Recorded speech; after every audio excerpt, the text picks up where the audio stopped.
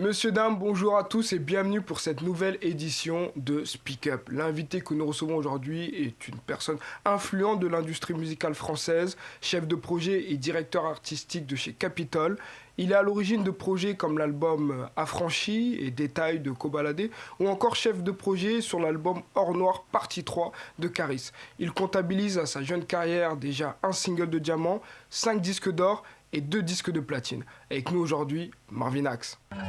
Qu'est-ce que c'est trop beau la vie d'artiste. Et je paye tout avec une pute. Et dire que j'ai fait ce qu'il faut. Ouais, toi. Si on m'entend. Oh, C'est bon. t'entends.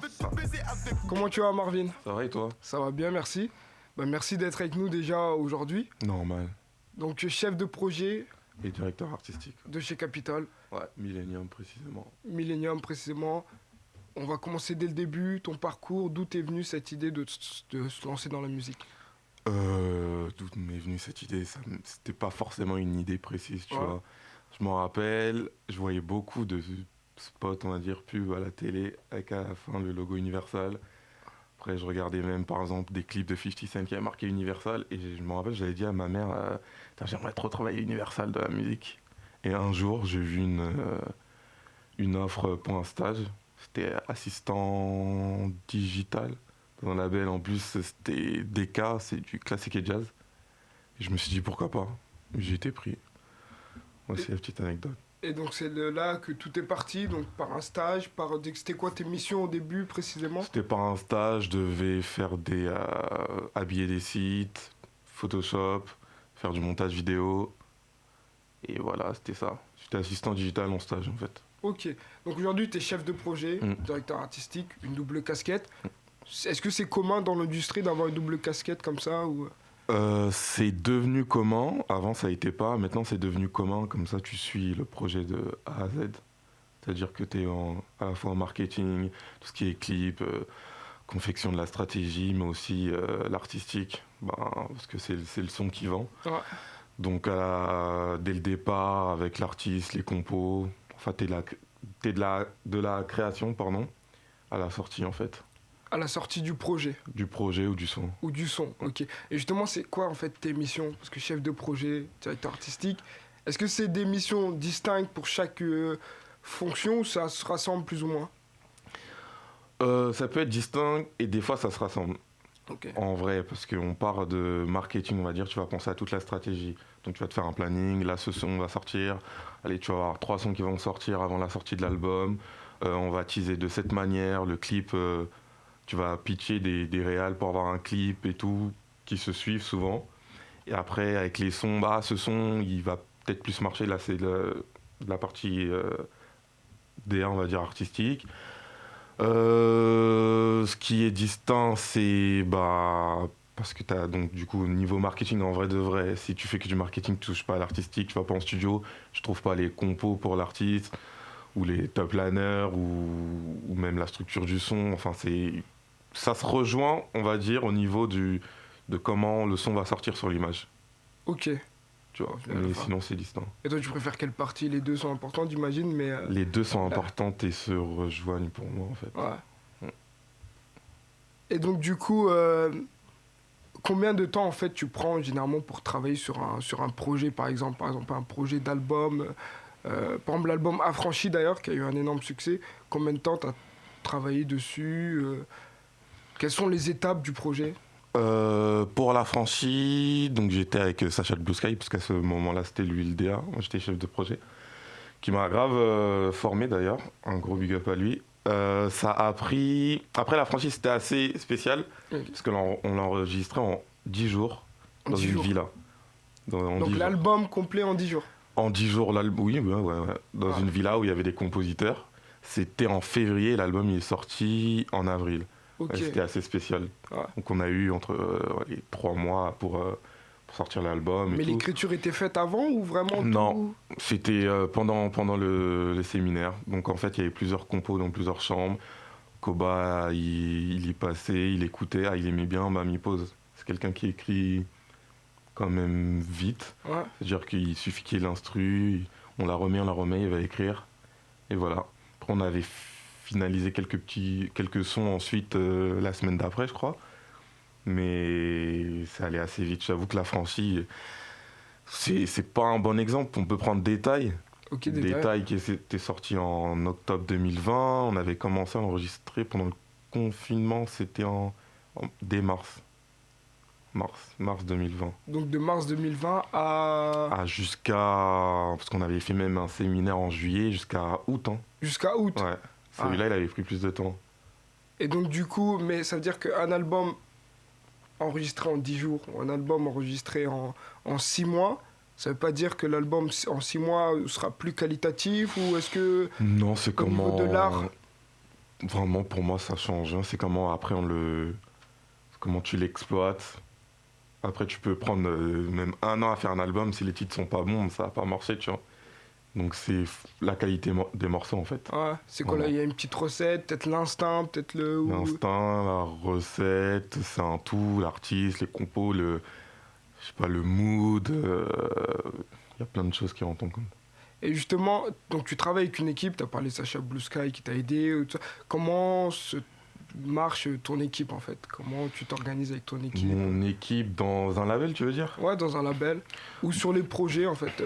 Si tu vas chercher des fois des gens, etc. aussi du label ou dans le label. Bah, si tu es dans un label, dans un projet, il y aura le chef de projet qui va intervenir, le DA. Enfin, Ok. moi, par exemple, là, j'ai la double casquette. Tu auras ensuite la promo, ce qui est grave important. Et il y a le service promo, il y a le service commercial qui va parler aussi aux plateformes pour que ton son, par exemple, quand il sort, tout ton album soit pitché pour entrer dans les playlists.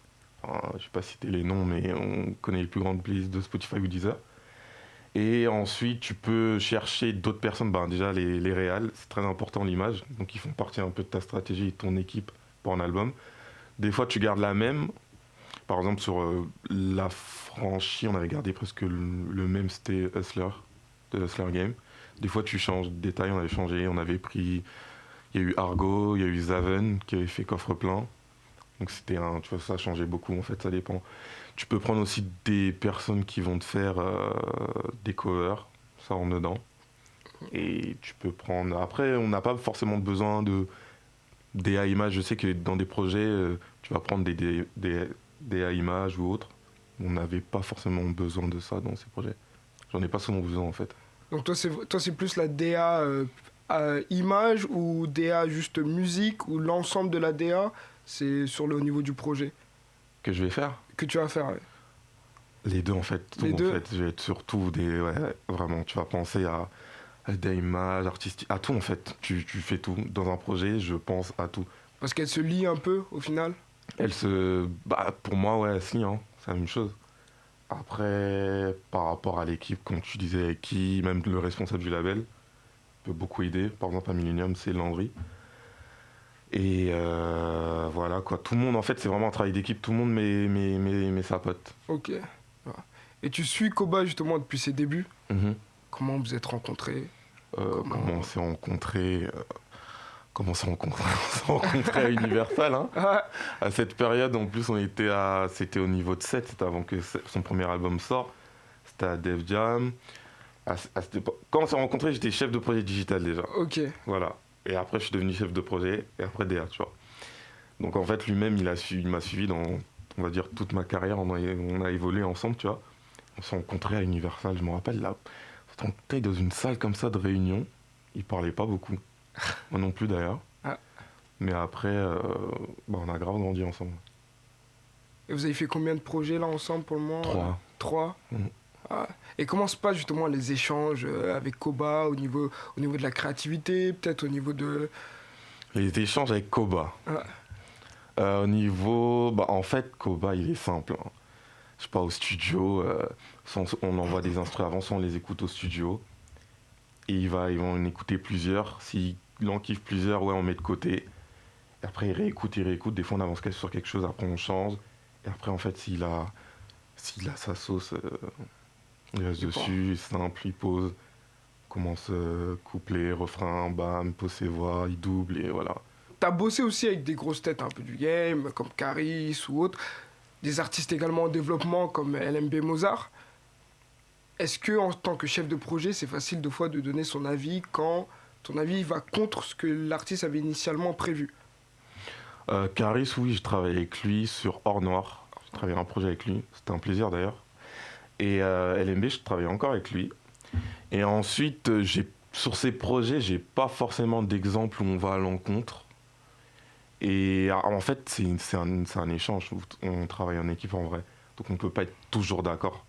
Donc après, tu donnes ton avis, mais tu vas pas imposer ton avis. Au final, c'est l'artiste qui est le roi en vrai. Tu vois, c'est aussi surtout sa carrière. Tu donnes ton avis en fait, tu conseilles, tu apportes une expertise, on va dire, mais à la fin, le choix, il est pris par l'artiste ou son équipe. Et son équipe, ça veut dire que l'artiste a également une équipe en plus de ce que le label peut lui apporter. Voilà, souvent un artiste en vrai, normalement, il va avoir un manager, souvent il a des producteurs. Après, il y a toujours des gens de son équipe, ses proches, qui font partie de sa team. Tu vois. Justement, est-ce que tu peux nous expliquer un peu la différence entre un label, une maison de disques, un label indépendant? Alors, une maison de disques, c'est une major, Ouais. comme Universal où je travaille. Après, ses concurrents, Sony, Warner. Et dans ces majors, souvent, tu as des marques. Ok. Donc là, par exemple, à Universal, tu as Capitol, tu as Island Def Jam, tu as Polydor. Et même dans ces marques, il peut y avoir des sous-marques. Ok. Et là, moi, je suis à Millennium. Donc, je suis dans Capitol. Et Millennium, c'est un sous-label de Capitol.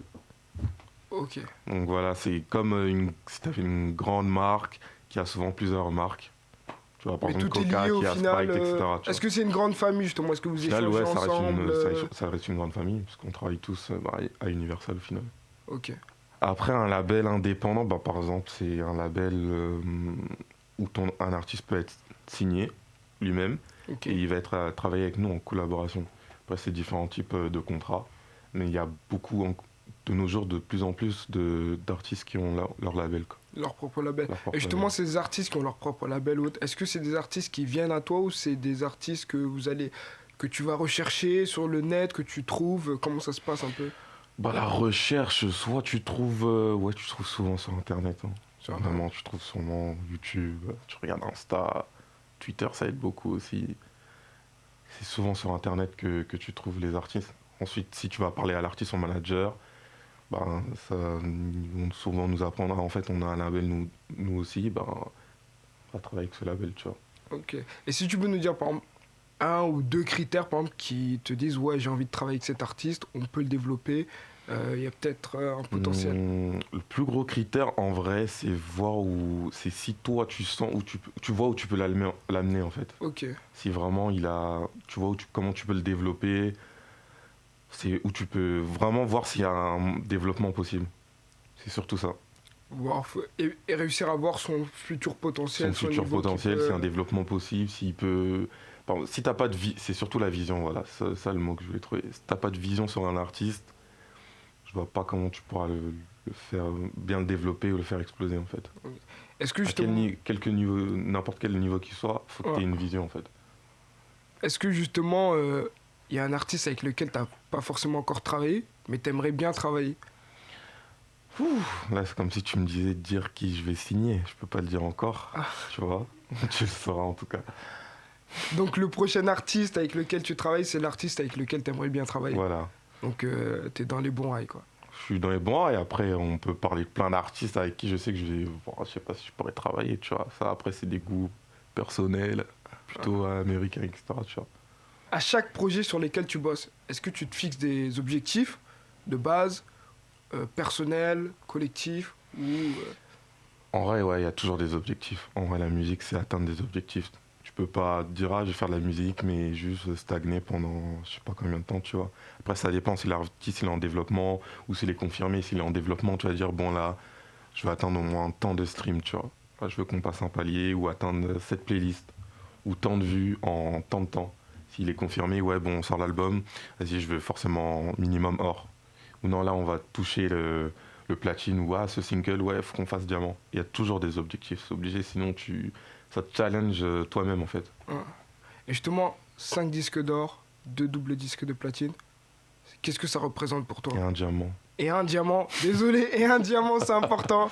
Qu'est-ce que ça représente Ça pour toi? représente, en fait, c'est juste c'est ton travail en fait, c'est le fruit de ton travail, c'est le fruit de toutes ces heures où t'as pas dormi, où tu rentres tard, où tu te prends la tête, où t'as martyrisé, on va dire, ton entourage et tout, tu les as rendus un peu fous. Les gens de qui je parle se reconnaîtront, un gros bisou. Mais c'est juste le fruit de ton travail en fait. Quand tu vois même, c'est pas avoir forcément les plaques ou un disque d'or qui va te, enfin, ça fait rien si tu les as en finale. T'as quand même fait ton travail. C'est vraiment ouais avoir ça. Tu dis oui, j'ai atteint ces objectifs, tu vois. Et justement, tu parles de travail. T'as dû Mais après c'est ça. énormément- Encore une fois, ces objectifs sont collectifs. Je les ai eus moi, Marvin avec mon travail, mais on Ouais. est toujours une équipe en fait. Donc c'est le travail aussi de l'équipe. Tu parles de travail, tu as dû forcément énormément travailler pour en arriver là. Et donc, t'es une sorte d'entrepreneur en fait dans une entreprise qui a énormément de responsabilités. Comment- Quand tu parles d'entrepreneuriat, tu veux dire par rapport à l'indépendance plutôt Par rapport ça. à l'indépendance, par rapport au Parce que choix des. sinon, c'est vrai que sur ton projet, en vrai, tu vas être quand même indépendant. Tu travailles en équipe, mais c'est toi qui lead ton projet, donc tu es un peu en vrai indépendant. Après, tu rapportes à tes supérieurs, etc. C'est vrai que tu es indépendant. Si tu vois le truc comme ça, oui, je vois ce que tu veux dire. Tu es indépendant, tu vas lead. Après, bon, tu as quand même des limites, directives. mais c'est toi qui vas, oui, tout ce qui est stratégie. Oui, oui, c'est vrai que tu es un peu indépendant. Bah, dans le choix, par exemple, dans la prise d'initiative, dans Bah, la prise de contact également, prise j'imagine. d'initiative, contact. En fait, c'est toi qui dois mener à bien ton projet. Tu es responsable de ton projet. Et après, c'est à toi de oui, te créer la bonne équipe. Ou, enfin, la bonne équipe, faut que je Mettre les reprenne. bonnes personnes La bonne équipe. aux beaux endroits. Je veux dire la bonne équipe extérieure, Bonne outre Universal en fait. équipe. Ok. Chercher les bons réals, les bons compos, c'est toi qui vas faire ton équipe en fait. Et qu'est-ce qui te prend le plus de temps dans tout ça? Moi, ce qui me prend le plus de temps, c'est une bonne question. Vraiment, je crois que tout me prend du temps, mais c'est peut-être par rapport à l'image, surtout les clips, ouais, les sinos.